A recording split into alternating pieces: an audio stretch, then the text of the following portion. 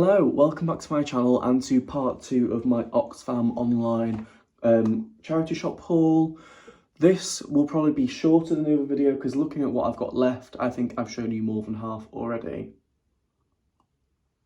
If you haven't seen part 1, feel free to go back and watch it. There's some really nice pieces and I'm really happy with what I paid for the vast majority of things. There's a few things that I paid probably more than I should have, but yeah.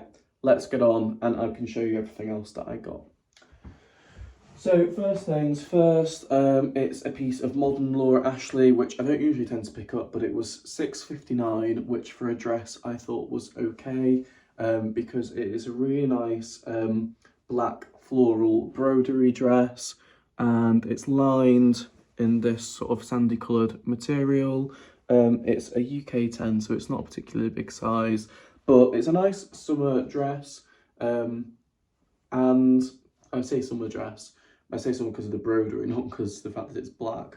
But yeah, it's a lovely dress, and you know, I'd hope for 25 on it, and that will be fine profit margin wise, but maybe more like 20 if we're being realistic, just because I don't know about you guys, but modern label Laura really sticks for me. I struggle to shift it. Certainly compared to the vintage stuff. Next up is a pair of Whistles trousers.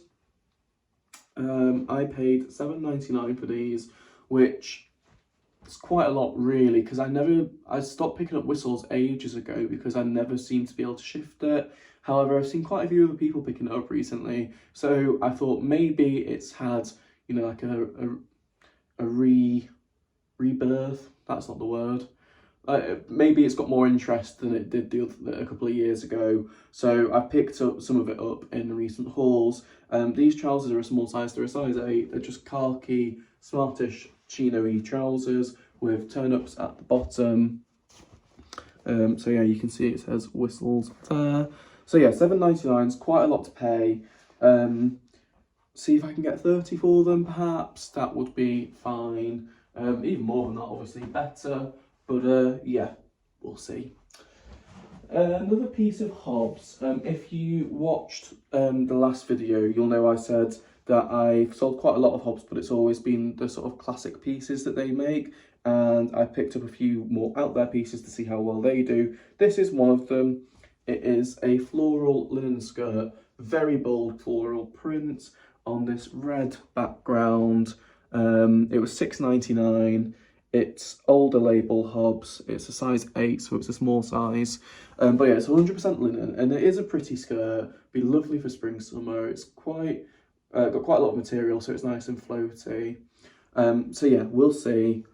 See how much A, I can get for it, and B, how quick it is to sell. Because if it sticks around for ages, I'll know not to bother again in the future. Next up is just a crew clothing blouse. It is a long-sleeved shirt blouse, pinkish, baby pink colour, which you can't really tell because of the wearing artificial lighting, with black squares as the pattern, very abstract.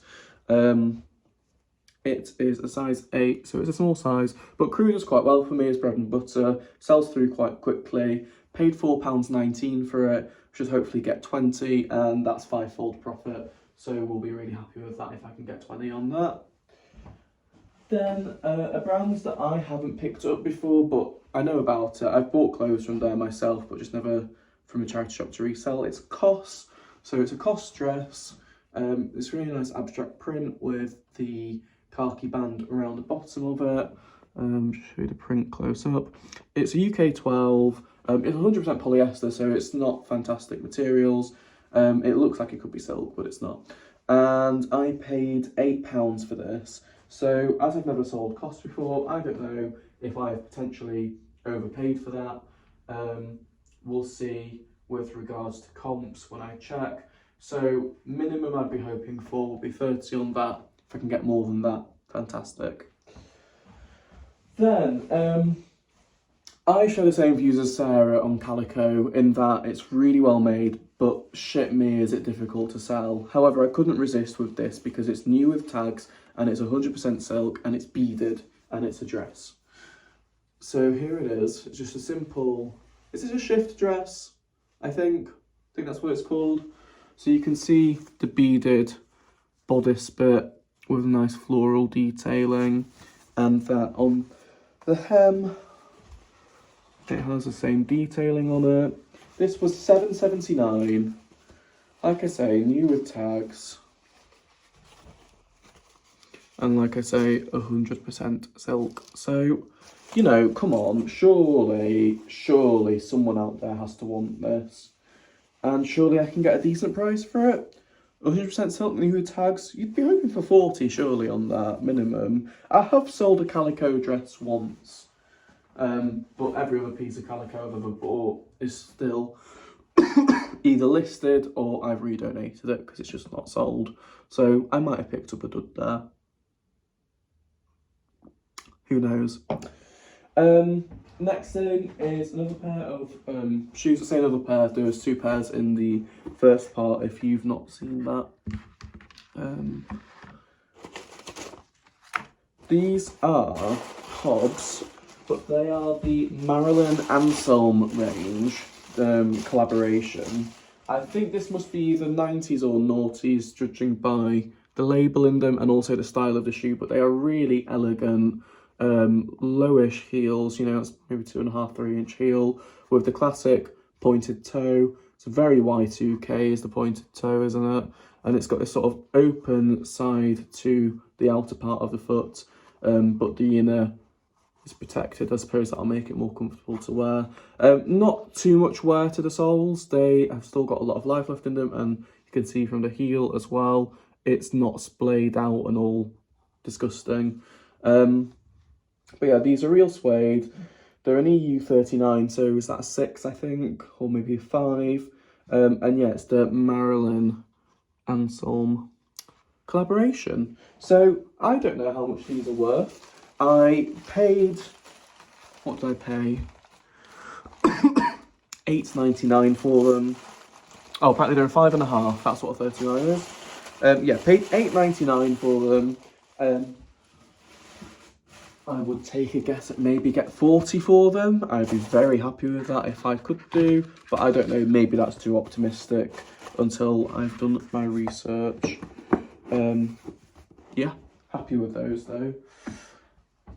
Then last few items, last 2 items. So yeah, this is definitely a shorter haul, but hey, good for you, you don't have to listen to me blathering on. I'm not going to bother unfolding this. This is a Barber t-shirt. It's men's small and it is new with tags, and it's just got this red graphic print on the front of it that just says Barber International. Paid £9.99, which is quite a lot because I've had a look and these only go for about 30, but it's still a decent amount of profit on it. It's not quite the margin I'd usually go for, so I wouldn't bother again at that price, but equally not gutted because I'm definitely going to make some money on it. So hopefully it sells through quickly to give me that money back. Finally, it's another piece of Hobbs. I'm really pleased with this. I paid £9.99 for it, but it's this dress. It's charcoal grey, it's sleeveless, and it's 100% merino wool. It is a UK 16 as well, so it's a really good size. It's got a sort of flared, it's A-line, but it sort of does flare out a bit more at the bottom. A little bit peplumy, but not, I wouldn't say it has a proper peplum at the bottom. But yeah, paid £9.99, and having looked at comps, this exact dress has sold for £45, so that is fine with me. Yeah, can't complain at that. I did have a look on the website for, you know, the brands that are absolute bangers, you know, dresses that you can sell for over 100 and whatnot. But they're wise to it, and some of those pieces were, you know, 40, 50 quid, which is not enough of a margin to make it worth it. And I don't want to have that amount invested in one item sat in my stock because I don't really have I do technically have enough disposable income to sustain it, but I don't want to, is what I'm saying. Yeah, you think how much money is sat in your stock cupboard? If one item is 20, 25 quid of that, then you're quite reliant on that to sell through relatively quickly to get that money back to put into more stock. And fair enough, if you're getting 5 times what you paid for it, that is fantastic. But to me, if I've got to wait a year for it to sell, because I'm not doing this full time. If I was doing it full time and I was going to be doing it for a lot longer, that would be fine. But in the position that I'm in, where I'm going travelling in the summer, so my eBay shop will be closed down for that, and then I want to shrink down everything that I've got ready for going back to uni in September, yeah, I don't want to have a massive outlay on items that aren't going to sell before then, is what I'm saying. But I would highly recommend you check out the Oxfam online shop. You think I'm getting paid to say this? I'm not. I'm just an advocate for it. Excuse me. Especially, you know, if you're really busy and can't leave the house, but can sit on a sofa on a night while you're watching TV and scroll through the website, it's a really good way to find stock. And especially because you only paid a flat $3.95 shipping rate, no matter how many stores all the stock's coming from. That is fantastic. I don't know if they make a loss because of the shipping, because, for example, I placed one order that was like 150 quid, 20 items, and it came from about 9 different charity shops, I noticed, having looked through all of the receipts. So you think that's 9 loads of shipping when I've only paid $3.95?